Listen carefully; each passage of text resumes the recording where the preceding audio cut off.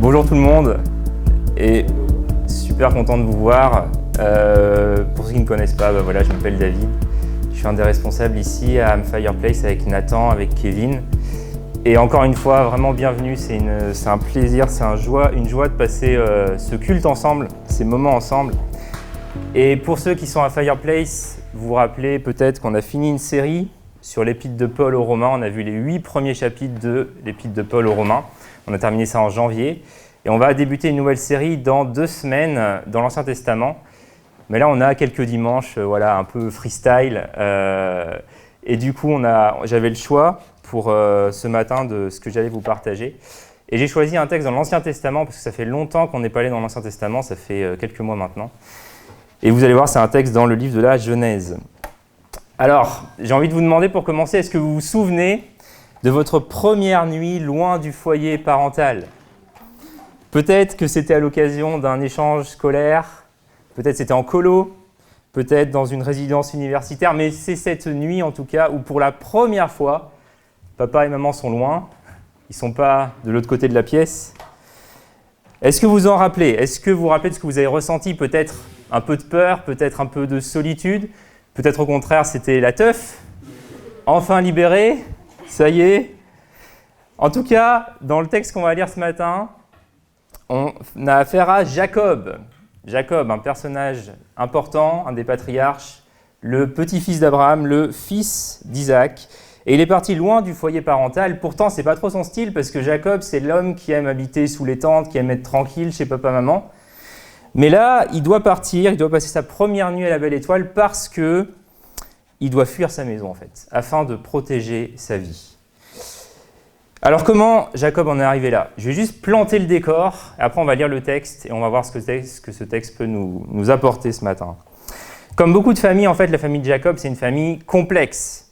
C'est une famille où les parents font du favoritisme, c'est une famille où on ne se dit pas les choses en face, c'est une famille où il faut toujours essayer de deviner l'intention de l'autre. On a le pauvre Ésaü qui a pris des femmes pour épouses, et en fait, ces femmes ne plaisent pas aux parents d'Ésaü, mais en fait, il n'en sait rien, parce que les parents ne lui disent pas. Et c'est lui qui va comprendre ça par lui-même, en faisant des déductions. Mais on a affaire à une famille où on ne se dit pas les choses, on a affaire à une famille où on marchande. Vous vous rappelez peut-être cet épisode du droit d'aînesse, on marchande un droit d'aînesse contre un plat de lentilles, une bénédiction contre du gibier. Et c'est une famille où l'un vole l'autre et où l'un veut tuer l'autre. Jacob avait trompé son père, il avait volé la bénédiction de son frère aîné Ésaü. Et maintenant, Ésaü, il attend qu'une chose, c'est se venger. Se venger et tuer Jacob. Et donc finalement, on a une famille éclatée parce que, officiellement pour aller chercher une femme, mais surtout et avant tout pour sauver sa vie, Jacob part seul, loin du foyer parental. Il part dans un voyage de plus de 1000 km vers la maison de son oncle Laban. Et il se retrouve seul dans le désert, seul avec juste une pierre en guise d'oreiller. Et il est seul face au désert, mais seul aussi face aux conséquences de ses ruses, de ses tromperies, de ses mensonges, parce que Jacob, c'est quand même l'homme qui a été prêt à manipuler, à manigancer subtilement pour pouvoir arriver à ses fins. C'est le rusé, en fait. C'est le trompeur. C'est ce que veut dire son nom. C'est ce que indique son nom, comme le dit son frère Ésaü en Genèse 27, quand il dit « Est-ce que c'est parce qu'on t'appelle Jacob que tu m'as trompé par 2 fois ?»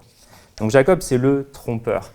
Alors on peut se demander, qu'est-ce que Jacob va devenir seul dans ce désert ? C'est ce qu'on va voir. C'est ce qu'on va voir ensemble ce matin. Et au-delà de ça, j'aimerais qu'on explore une autre question ensemble ce matin avec ce récit de la vie de Jacob. Cette question, c'est la suivante, c'est pourquoi bien souvent, quand Dieu parle, on ne comprend pas. Tout simplement. Pourquoi, quand Dieu dit des choses pourtant claires dans sa parole, on peut lire, mais on ne comprend pas toujours. Parce que je suis absolument sûr que ça vous a déjà fait ça. D'arriver à un moment de votre vie où on prend conscience de choses nous concernant Dieu. C'est des choses que vous avez entendues depuis des années, que vous avez lues depuis que vous êtes enfant. Mais là, un jour, allez savoir pourquoi, bam, ça vous percute. Ça fait tilt dans vos têtes. Vous dites, mais oui. Et on a une prise de conscience qui change notre perspective. Et c'est ça, cette question-là que j'ai en tête ce matin. C'est pourquoi, bien souvent, quand Dieu parle, en fait, on ne comprend pas. On ne comprend pas tout de suite. Et comment faire aussi pour que ça change ? Alors sans plus attendre, on va aller voir cet épisode de la vie de Jacob. Vous pouvez prendre avec moi Genèse 28. On va voir cet épisode où Dieu se révèle à Jacob et Jacob donne vraiment l'impression de ne pas tout comprendre. Je vais lire Genèse 28 à partir du verset 10 et on va lire le début du chapitre 29, aussi les 14 premiers versets. Donc vous pouvez suivre avec moi dans vos Bibles, sur vos tablettes, sur vos smartphones. Genèse 28, verset 10. Jacob avait quitté Beersheba et marchait en direction de Haran. Comme le soleil se couchait, il prit une pierre pour s'en faire un oreiller et se coucha pour passer ainsi la nuit dans le lieu qu'il avait atteint. Dans son rêve, il vit une sorte d'escalier reposant sur la terre dont le haut atteignait le ciel. Et voici que des anges de Dieu montaient et descendaient cet escalier. L'Éternel lui-même se tenait tout en haut et lui dit « Je suis l'Éternel, le Dieu d'Abraham, ton ancêtre, et le Dieu d'Isaac. Cette terre sur laquelle tu reposes, je te la donnerai, à toi et à ta descendance. Elle sera aussi nombreuse que la poussière de la terre. Elle étendra son territoire dans toutes les directions, vers l'ouest et vers l'est, vers le nord et vers le sud. Par toi et par elle, toutes les familles de la terre seront bénies. Et voici, je suis moi-même avec toi. Je te garderai partout où tu iras. Je te ferai revenir vers cette région. Je ne t'abandonnerai pas, mais j'accomplirai ce que je t'ai promis. » Jacob s'éveilla et il s'écria « Assurément, l'Éternel est en ce lieu, et moi je l'ignorais. » Il fut saisi de crainte et il ajouta « Ce lieu est redoutable. Ce ne peut être que le sanctuaire de Dieu. C'est ici la porte du ciel. » Le lendemain, de grand matin, il prit la pierre sur laquelle il avait reposé sa tête, il la dressa en stèle et répandit de l'huile sur son sommet. Il appela cet endroit Béthel, qui signifie maison de Dieu. Auparavant, la localité s'appelait Luz. Puis il fit le vœu suivant, « Si Dieu est avec moi, s'il me protège au cours du voyage que je suis en train de faire, s'il me fournit de quoi manger et me vêtir, et si je reviens sain et sauf chez mon Père, alors l'Éternel sera mon Dieu. Cette pierre que j'ai dressée comme stèle deviendra un sanctuaire de Dieu, et je t'offrirai le 10e de tous les biens que tu m'accorderas. » Et je continue, Genèse 29, le début. Jacob reprit sa marche, se dirigea vers le pays de l'Orient. Un jour, il aperçut dans la campagne un puits où l'on amenait boire des troupeaux. 3 troupeaux de moutons et de chèvres étaient couchés alentour. L'ouverture du puits était fermée par une grosse pierre que l'on roulait de côté lorsque tous les troupeaux y étaient rassemblés. Après avoir abreuvé les bêtes, on remettait la pierre sous l'ouverture. Jacob demanda au berger, « D'où êtes-vous, les amis ?»« Nous sommes de Haran, lui répondirent-ils. » Alors reprit-il, « Connaissez-vous Laban, descendant de Nahor ?»« Oui, nous le connaissons. Comment va-t-il ?»« Il va bien. D'ailleurs, voici justement sa fille Rachel qui vient avec le troupeau. » Mais dit Jacob, « Il fait encore grand jour. Ce n'est pas le moment de rassembler le bétail. Faites donc boire les bêtes et ramenez-les au pâturage. » « Nous ne pouvons rien faire, lui répondit-il, avant que tous les troupeaux soient rassemblés. Alors seulement nous roulons la pierre qui bouche l'ouverture du puits et nous faisons boire les bêtes. » Pendant qu'il s'entretenait ainsi avec eux, Jacob arriva avec le troupeau de son père. Rachel arriva avec le troupeau de son père. Elle était en effet bergère. Lorsque Jacob vit Rachel, la fille de son oncle Laban, et les bêtes de son oncle, il s'approcha, roula la pierre de l'ouverture du puits et fit boire le troupeau de son oncle. Puis il embrassa Rachel et éclata en pleurs. Il apprit à la jeune fille qu'il était un parent de son père, un fils de Rebecca. Rachel courut prévenir son père. Dès que Laban entendit parler de Jacob, le fils de sa sœur, il se précipita à sa rencontre, le serra contre lui, l'embrassa, puis il le conduisit dans sa maison. Alors Jacob lui raconta tout ce qui s'était passé. Laban lui dit, « Tu es bien du même sang que moi. » Et pendant tout un mois, Jacob demeura chez lui. Voilà, on s'arrête là dans la lecture de la Bible. Il y a 2 choses marquantes dans ce passage. 2 choses marquantes. La première, c'est la révélation que Dieu donne à Jacob, et la deuxième, c'est la réaction de Jacob à cette révélation. Et c'est cette réaction qui m'intéresse en particulier ce matin. Alors laissez-moi juste un peu de temps et vous allez voir où je veux en venir, mais d'abord la révélation. On a Jacob qui part de chez lui, qui est dans ce désert. Il marche en direction de Haran, la nuit tombe, mais du coup il se couche. Et Dieu vient se révéler à Jacob dans son rêve. Et le moins qu'on puisse dire, c'est qu'on peut être surpris du contenu de la révélation. Parce qu'en gros, pour résumer, Dieu il dit quoi ? Il dit « Je vais tenir mes promesses, les promesses que j'ai faites à Abraham, ton grand-père, je vais les tenir, je vais m'occuper de toi et je vais te protéger. » Et ça peut paraître surprenant, Parce que Jacob, c'est quand même pas un modèle de vertu. Juste avant, on l'a vu mentir, on l'a vu tricher, on l'a vu voler. Et moi, personnellement, de mon point de vue, je me dis, il y a besoin d'un petit recadrage, quoi. Je me dis, je pense que moi, j'aurais dit ça à Jacob. J'aurais dit, bon, écoute, mon gars, ça va pas, là. Et contre toute attente, en fait, il y a juste la grâce dans ce passage. Pas de recadrage ici. Dieu lui dit, la promesse tient toujours. Je m'occuperai de toi. Du côté de Dieu, rien n'a changé. La promesse est inconditionnelle. Peu importe ce que Jacob a fait, Dieu s'est engagé à être à ses côtés. Et Dieu, il montre à Jacob dans son rêve une échelle ou un escalier. Et c'est la seule fois qu'on trouve ce mot dans tout l'Ancien Testament. Certaines versions vont traduire par échelle, d'autres par escalier. Alors, pensez pas à l'échelle, que vous êtes peut-être allé acheter à Bricomarché là, dans la semaine. C'est sans doute pas ça que Jacob a vu. C'est plutôt l'idée en fait d'un escalier plus qu'une échelle et d'un énorme escalier. Vous pouvez penser au film Le Seigneur des Anneaux, c'est le 3e film je crois, où Frodon, il doit monter un énorme escalier pour rentrer dans le pays de Mordor. C'est l'idée en tout cas d'une immense rampe et ça correspond plus sans doute à ce que Jacob a vu.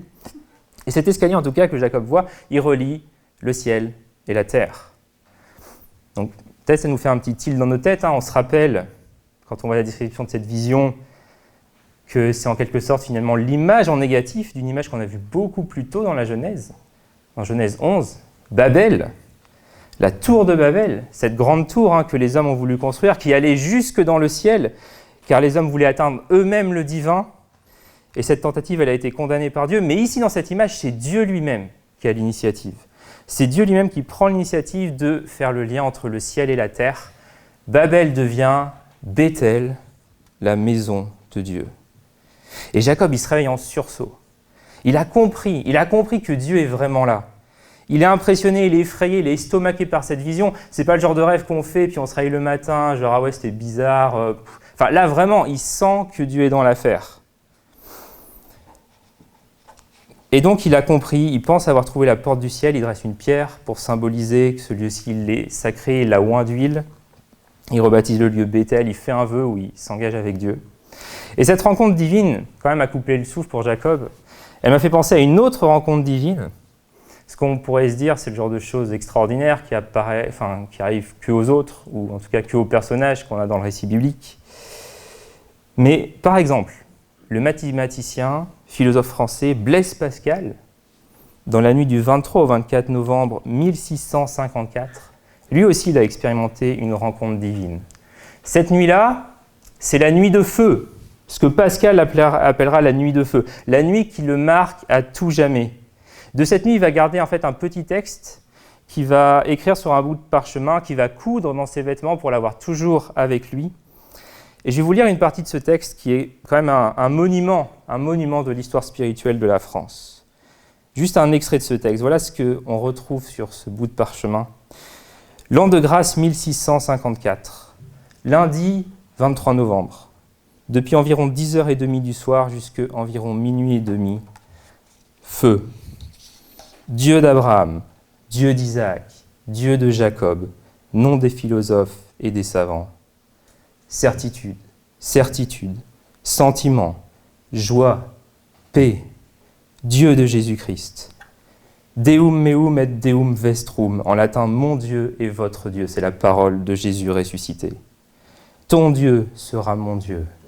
Oublie du monde et de tout, hormis Dieu.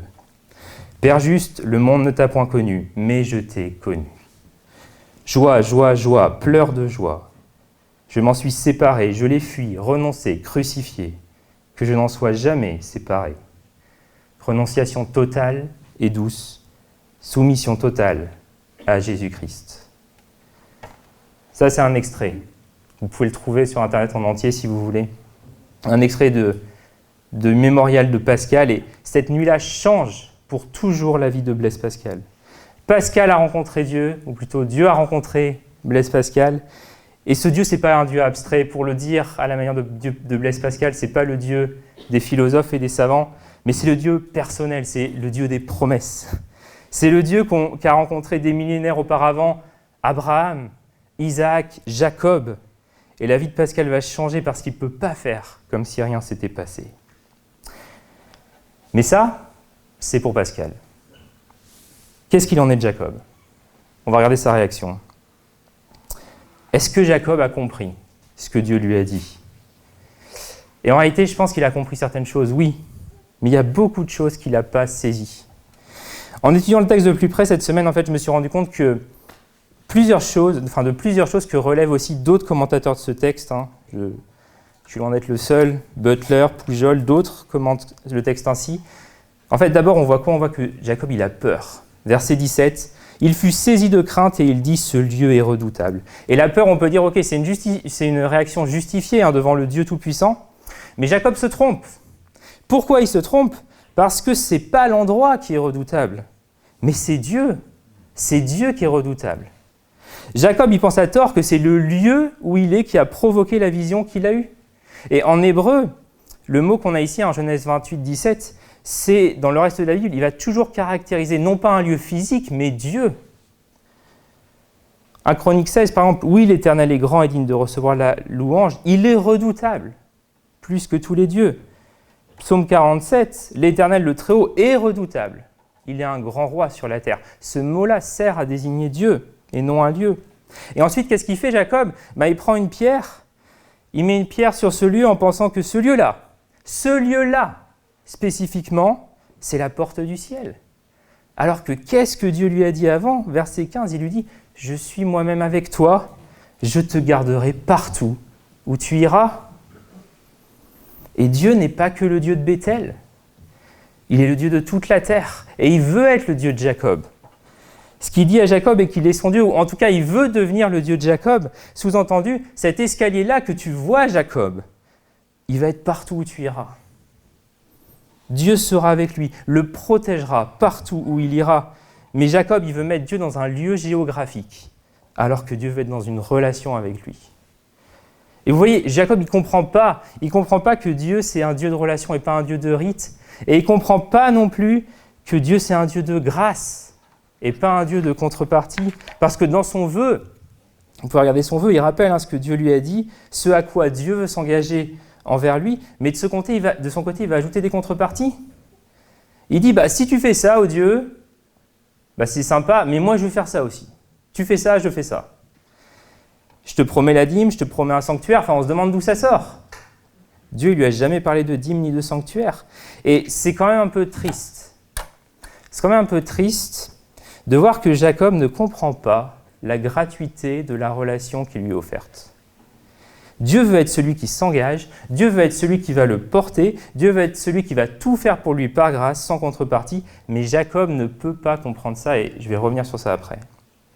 Et c'est triste surtout quand on compare la réaction de Jacob à celle de son grand-père, d'Abraham. En Genèse 12, peut-être vous vous rappelez, Dieu voit Abraham, il lui dit « Va, quitte ton pays, ta famille, la maison de ton père. » Il fait des promesses à Abraham. Réponse d'Abraham en Genèse 12, Abraham partit comme l'Éternel le lui avait demandé. Et vraiment, la simplicité de la réponse d'Abraham, elle tranche avec le discours de Jacob. Et j'ajoute que sur le vœu de Jacob, il y a l'avis des commentateurs diffère. Il y a un débat sur le si, alors. On veut savoir est-ce que Jacob met des conditions du style « si tu fais bien ce à quoi tu t'engages », sous-entendu, j'en suis pas vraiment sûr, alors je ferai ça. Ou est-ce que c'est plus un rappel de ce que Dieu veut et qu'il aurait mieux valu traduire par un « puisque ». Puisque tu vas faire ça, alors moi je ferai ça. Mais ce qui est sûr, en tout cas dans les deux cas, Jacob, il reporte la relation à Dieu à plus tard. C'est pour plus tard. Dans les deux cas, c'est ce que Dieu va faire qui va décider si oui ou non Dieu sera son Dieu. Alors chez Abraham, le seul fait que Dieu ait parlé, c'était suffisant. Dieu dit « je suis ton Dieu », Abraham dit « ok », Pascal dit « soumission totale à Jésus », et Jacob, il dit « alors oui, très bien, merci Dieu pour la vision, pour les effets spéciaux, c'est intéressant, merci pour la proposition, on verra ça plus tard ». Et la suite du passage qu'on a lu, je donne encore un élément de plus, mais elle souligne encore plus la réaction ambiguë de Jacob, parce que Jacob, il continue son voyage, il arrive jusqu'à chez son oncle Laban, tout va bien, il est arrivé à bon port, mais où est Dieu dans tout ça? Il est mentionné nulle part. Nulle part. Dieu est nulle part, alors qu'il y a une rencontre incroyable. Avant, nulle part Dieu est mentionné. Et là, on a un contraste entre cette rencontre au puits et une rencontre à un autre puits en Genèse 24, où peut-être vous vous rappelez, Abraham avait mandaté son serviteur pour aller chercher une femme pour son fils Isaac. Et en Genèse 24, on voit le serviteur qui prie, qui bénit Dieu. Enfin, Dieu est partout quoi, dans ce récit-là. Là, il est nulle part. Et enfin voilà, on a l'impression que Jacob fait sa vie, quoi. Comme si de rien n'était, comme si s'était rien passé, en se fiant à sa propre intelligence. Et ce texte, finalement, il est quand même assez choquant. Parce qu'on a Dieu qui se révèle à Jacob. Peut-être vous vous dites, ah, c'est incroyable. Moi, j'aimerais tellement avoir des révélations comme ça. Bah, ok, mais sauf qu'en fait, Jacob, il comprend pas tout, quoi. Il réagit à côté de la plaque. Et on peut se demander, mais pourquoi ? Comment ça se fait ? Pourquoi, pour reprendre la question du début, pourquoi quand Dieu parle, il ne comprend pas ? Alors voilà ce que répondent Marion Poujol, d'autres commentateurs aussi disent ça. En fait, Jacob entend ce que Dieu lui dit à travers un filtre. Ce filtre, en fait, il est fait de la religion telle qu'il la connaît autour de lui, de la religion qui est pratiquée dans les nations alentours, et sans doute aussi un peu dans la famille de Jacob. On ne sait pas jusqu'où Isaac et Rebecca ont vraiment été un modèle de vertu pour Jacob. Et c'est pour ça que Jacob, il croit que là où Dieu s'est révélé, en fait, bah ça c'est la maison de Dieu. Parce que la croyance dans toutes les nations autour de Jacob, c'est un Dieu, un lieu. Et pour Jacob, c'est évident. Il a rencontré Dieu dans un lieu X, et donc pour lui, c'est tout à fait logique. C'est tout à fait logique dans sa culture de penser que si j'ai rencontré un Dieu dans un lieu X, eh ben c'est le Dieu de ce lieu X. Et c'est pour ça aussi qu'il va dresser une pierre. À l'époque, ce qui se faisait, c'était qu'on érigeait une stèle pour montrer que le lieu était sacré. Et ça se faisait même tellement à l'époque que Dieu, dans la loi, dans le Deutéronome, il va interdire ça. Il va interdire au peuple de planter des pieux, de faire des stèles sacrées en son nom, car ça donne l'impression qu'il est contenu dans ce lieu. Et c'est évident que Jacob croit ça, en fait. Pour lui, c'est une évidence que Dieu est contenu dans un lieu. C'est une croyance qu'il ne va pas remettre en question. C'est inenvisageable de le faire. Et puis, il y a une autre chose qui est évidente pour Jacob, c'est que si Dieu fait quelque chose, forcément, il y a une contrepartie. C'est évident pour lui parce que c'était le mode de fonctionnement dans la culture d'alors, et puis aussi dans sa famille. Enfin, regardez la famille de Jacob. Enfin, on n'a rien sans rien, quoi, dans la famille de Jacob. Si tu veux un droit d'aînesse, il faut un plat de lentilles. Si tu veux une bénédiction, il faut du gibier. Ça fonctionne comme ça. Rien n'est gratuit, tout est avec contrepartie. Et Jacob, il réagit à la vision que Dieu lui donne avec ce qu'il est, en fait. Avec ce qu'il est, avec ce que lui a enseigné sa famille, avec ce que la culture dans laquelle il est l'a influencé. Il a un filtre, en fait. Il a une vision de Dieu par défaut, qui est forgée par sa famille, qui est forgée par la culture dans laquelle il vit, et qui est forgée par son caractère aussi. Et certaines parties de cette vision de Dieu, elles sont justes, mais il y en a d'autres qui sont à côté. Et c'est ça qui fait que Jacob répond à côté. Et ce qui est aussi troublant dans cette affaire, c'est que Dieu, il laisse faire, quoi. Je ne sais pas si vous avez remarqué, mais Dieu laisse faire. Et, je ne sais pas, encore une fois, moi, à la place de Dieu, je pense que je serais allé voir Jacob. Attends, non, t'as pas compris, je vais répéter tranquillement, je serai avec toi, je vais prendre soin de toi. Dieu ne dit rien. Dieu ne fait pas ça. Il accepte que Jacob, finalement, en soit là où il est. Il accepte le peu que Jacob comprend ici.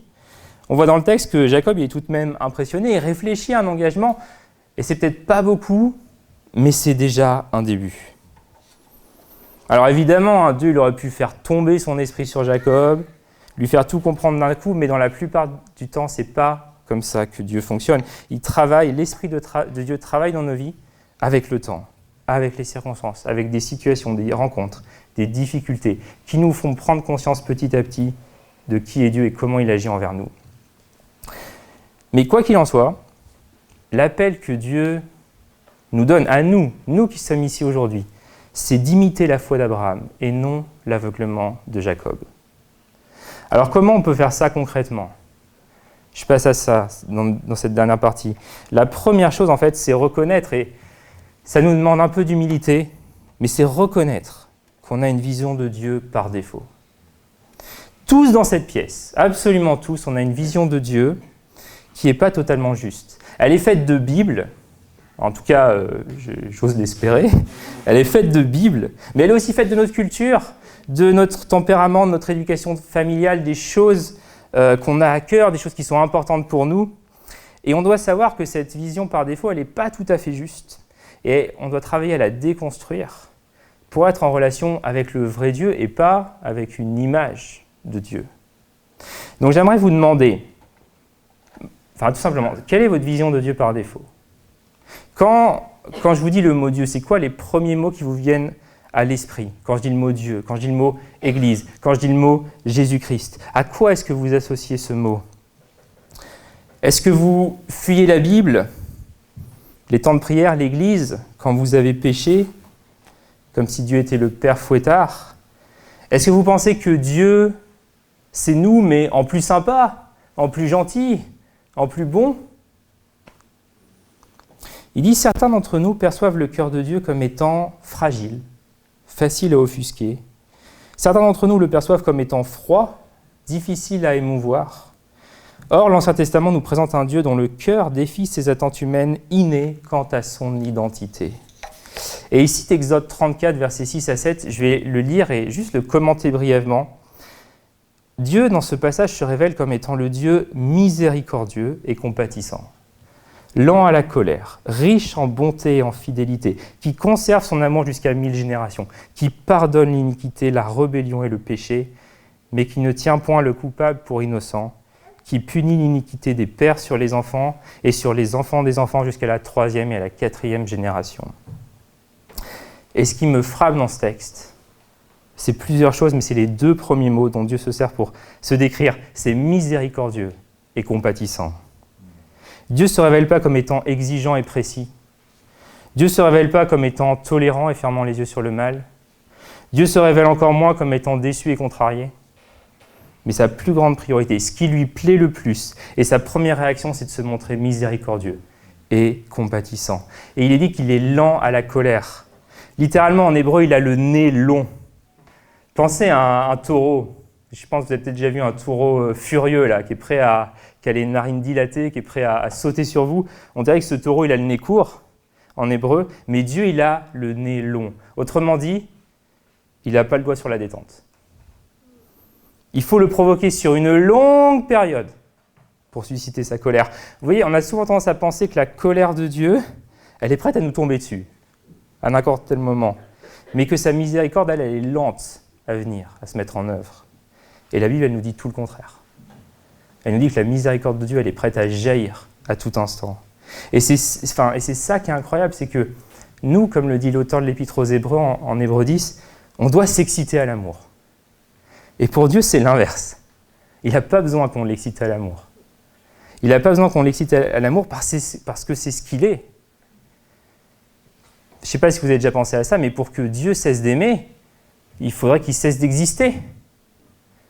Parce qu'il ne se contente pas d'aimer. Il est amour. 1 Jean 4. Il est amour. Dieu est riche en bonté, en fidélité. Il conserve son amour jusqu'à 1000 générations. Et ça ne veut pas dire que sa bonté, elle prend fin à la 1001e génération. Hein. Je sais pas, vous comprenez bien le texte. C'est une façon pour Dieu de dire que son engagement envers nous, il n'a pas de date d'expiration. On ne peut pas se débarrasser de sa grâce envers nous. On ne peut pas fuir sa miséricorde. On ne peut pas échapper à sa bonté. Et finalement, Dieu ne tient pas le coupable pour innocent. Et ça, c'est génial de savoir ça parce qu'on a la preuve que Dieu, ce n'est pas un papy gâteux. Il ne ferme pas les yeux sur le mal. Et si c'est vrai que nos péchés auront un impact sur nos enfants et sur nos petits-enfants, la bonté de Dieu, elle sera transmise de manière à engloutir ces péchés parce que ces miséricordes se transmettent sur 1000 générations, ce qui dépasse largement, très très largement, la 3e et la 4e génération. Alors, laissez-moi à nouveau vous lire une citation de Dane Ortland.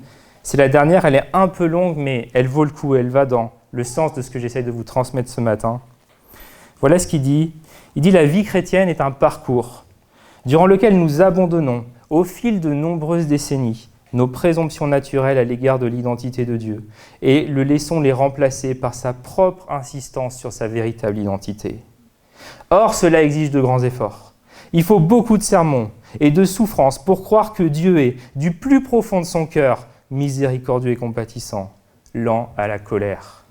La chute, relatée en Genèse 3, a non seulement causé notre condamnation et notre exil, mais elle a aussi gravé dans notre esprit de sombres pensées au sujet de Dieu. Pensées que seule une exposition répétée à l'Évangile au fil des ans peut chasser. Il se peut que la plus grande victoire de Satan sur votre vie actuelle ne soit pas le péché auquel vous cédez souvent, mais les pensées sombres que vous entretenez au sujet du cœur de Dieu, qui vous y poussent en premier lieu et qui vous gardent tiède à son égard. Et les amis, on a tous, en partie, une vision erronée de Dieu. Et il faut en être conscient et la rectifier. Et pour ça, il n'y a pas beaucoup de choix. Il faut qu'on se confronte à la parole de Dieu. On peut le faire individuellement, mais j'aimerais aussi vous inviter à le faire avec d'autres et avec ceux qui nous ont précédés. Je m'explique sur ça parce que, en fait, lire la Bible avec d'autres, ça permet de purifier notre vision de Dieu. Les autres sont vraiment pratiques pour nous aider à déconstruire nos fausses images de Dieu. Pourquoi ? Parce qu'en fait, ils ont une autre famille. Ils ont une autre culture. Ils ont une autre personnalité. Ils ont un fil différent du nôtre. Et ils ont une vision par défaut qui est différente de la nôtre. Et on peut espérer, par l'action de l'Esprit, que mois par mois, ça fasse plus. On peut espérer ça. Et qu'en se confrontant ensemble à la parole de Dieu, on se rend compte que des choses qui sont peut-être pour nous des évidences, en fait, elles n'ont aucune base biblique. Et il y a des lieux où c'est possible de faire ça dans nos églises. Nous, à Fireplace, on a nos braises. Donc, pour les amis de My Gospel Church, c'est les groupes de maison. On a décliné le concept du feu. Donc, on a nos braises, on a les braises de gars, on a les champignons pour les filles. Là, il n'y a rien à voir avec le feu. Mais on a ces lieux-là qui peuvent être des lieux privilégiés. On lit la Bible ensemble et on confronte nos visions les uns avec les autres et on les affine, on les purifie. Et je vous invite aussi à lire la Bible avec ceux qui nous ont précédés. C'est C.S. Lewis qui dit que si jamais on avait une machine pour aller dans le futur, ça serait génial parce que on pourrait y aller et on pourrait voir en fait tous les angles morts de notre culture, de notre société actuelle qu'on n'est pas capable de voir présentement. On pourrait voir tout ça. Le problème, c'est qu'on n'a pas cette machine-là. Et il dit par contre, on peut revenir en arrière. On peut revenir 200, 400 ans en arrière en lisant les penseurs, en lisant les chrétiens qui nous ont précédés. Et ça fait la même chose en fait. Il nous aide à voir les angles morts qu'on a nous aujourd'hui. Et enfin les amis, je vais terminer sur ça. Pour déconstruire nos fausses images de Dieu, je vais vous inviter à vous centrer sur Jésus-Christ. Parce qu'il est Dieu venu en chair dans ce monde. Il est celui qui nous révèle Dieu et son cœur. Il est celui dont nous parlent les Écritures et même ce texte dans Genèse. Parce que des siècles après cette rencontre, entre Dieu et Jacob, on a une autre rencontre divine qui nous rappelle cette vision que Jacob il a eue. Dans l'évangile de Jean, chapitre 1, Jésus rencontre Nathanaël et il dit qu'il perçoit en lui un homme en qui il n'y a pas de ruse. Est-ce qu'on aurait là une allusion à Jacob ? Le rusé, le trompeur. Eh bien oui, certainement à cause de la suite du texte. Contrairement à Jacob, il n'y a pas de ruse en Nathanaël. Et regardez ce que Jésus dit à Nathanaël. Il lui dit, tu verras quoi désormais ? Tu verras le ciel ouvert et les anges de Dieu monter et descendre entre ciel et terre, littéralement en grec, sur le Fils de l'homme, sur Jésus. Jacob avait vu un escalier qui reliait ciel et terre en Genèse 28. Jésus en Jean 1, il affirme qu'il est lui-même cet escalier. Cet escalier qui rend possible la communion entre le ciel et la terre. Il est cet escalier qui rend possible l'accès à la présence même de Dieu. Pas besoin de trouver un escalier quelque part dans un lieu. On a Jésus. En Jésus, le ciel est ouvert. En Genèse 28, Jacob il pense avoir trouvé la porte du ciel. Et en Jean 10, Jésus lui dit, c'est moi la porte. Il est l'escalier. Il est la porte du ciel. Il est le chemin qui conduit à Dieu le Père. En Genèse 29, Jacob rencontre une femme, Rachel a un puits. En Jean 4, Jésus rencontre une autre femme, une Samaritaine, au puits de Jacob. Et cette femme samaritaine lui demande s'il faut adorer Dieu à Jérusalem ou sur le mont Garizim, qui était la montagne que les Samaritains identifiaient à Bethel, là où Jacob a vu cette vision de l'escalier. Et Jésus lui dit, l'heure vient où il ne sera plus question d'un lieu pour adorer le Père. L'heure vient où le culte rendu à Dieu, il ne sera plus lié à un lieu en particulier. Parce que Dieu n'est pas seulement le Dieu de Bethel ou de Jérusalem, il est le Dieu de toute la terre. Il est le Dieu d'Abraham, d'Isaac et de Jacob. Il est notre Dieu. Alors qu'on sonde les Écritures, rappelons-nous qu'elle témoigne de Jésus, lui qui est le Fils de Dieu, lui qui est l'image parfaite du Dieu que nul ne peut voir. Et enfin, et c'est là ma conclusion, en Jean 14, quelques jours avant la mort de Jésus, il y a Philippe, un des disciples qui s'adresse à Jésus.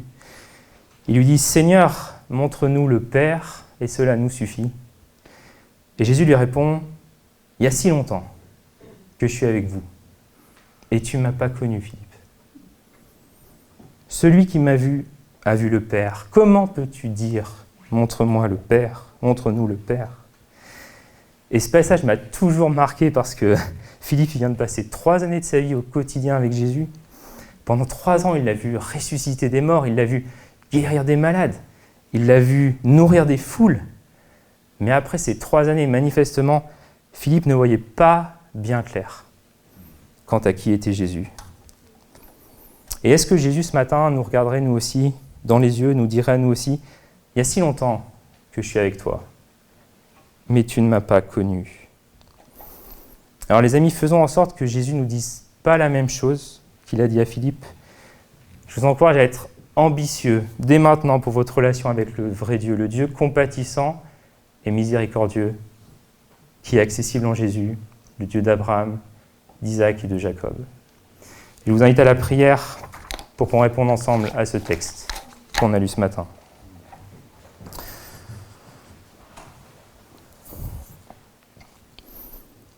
Père, nous voulons te remercier pour Jésus, qui est cet escalier, ton Fils bien-aimé, que tu nous as donné, cet escalier qui relie ciel et terre, qui nous permet d'avoir accès à ta présence, à ta connaissance, à ton amour. Merci parce qu'en lui, tu es venu, Seigneur, et tu nous as aimés, tu nous as montré, Jésus, qui était le Père, tu nous as montré son cœur, son amour pour nous. Et Seigneur, ma prière pour chacun de nous, c'est que tu purifies les fausses images, les fausses pensées, les fausses croyances, les fausses choses qui sont dans nos cœurs sur toi, à propos de toi. Seigneur, que la vérité soit ancrée dans nos cœurs, que tu nous aides les uns les autres à avancer dans ce chemin, à mieux te connaître, à mieux t'aimer, à mieux dépendre de toi, pour mieux t'entendre, pour mieux t'écouter et pour mieux t'obéir. Seigneur, nous t'aimons et on veut t'aimer davantage, et on veut te servir davantage, et on veut te connaître davantage. Opère ça dans nos cœurs, dans nos vies au chacun. Bénis ton Église. Amen.